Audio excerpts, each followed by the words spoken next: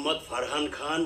পিতা মৃত নাবেদ খান, মাতা মৃত ফাহমিদা খাতুনের বড় ছেলের সাথে মৃত সবুজ মিয়ার কন্যা মৃত আমেনা বেগমের ছোট্ট মেয়ে নিতুর সাথে